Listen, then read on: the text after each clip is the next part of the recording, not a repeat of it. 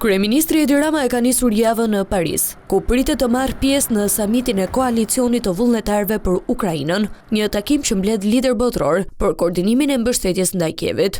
Ky takim i nivelit të lartë zhvillohet me ftesë të presidentit francez Emmanuel Macron, teksa pritet të marrin pjesë krerë shtetesh dhe qeverish, së bashku me presidentin e Ukrainës Volodymyr Zelensky dhe sekretarin e përgjithshëm të NATO-s Mark Rutte.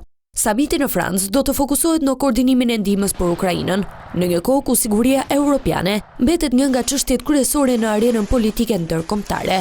Qëllimi është të tregohet se aleatët perëndimor po vazhdojnë mbështetjen e tyre për Kievin dhe se Moska nuk mund të mbështetet tek lodhja nga lufta, është shprehur më herët këshilltari i presidentit francez Emmanuel Macron. Pjesëmarrja e Ramës vjen në kuadër të qëndrimit të Shqipërisë në mbështetje të Ukrainës dhe bashkëpunimi me aleatët euroatlantik për respektimin e sovranitetit dhe integritetit territorial të këtij vendi. I krijuar në Paris, koalicioni tani është zgjeruar duke përfshirë 37 vende, udhëheqësit e të cilave janë takuar si personalisht ashtu dhe nëpërmjet videokonferencës. 2 anëtarë të rinj, Moldavia dhe Maqedonia e Veriut, janë planifikuar të marrin pjesë në takimin e së hënës për herë të parë. Sipas agjendës, gjatë qëndrimit në Francë më 14 korrik, kryeministri Rama do të marrë pjesë gjithashtu në ceremoninë zyrtare me rastin e festës kombëtare të Francës, sërish me ftesë të presidentit Emmanuel Macron.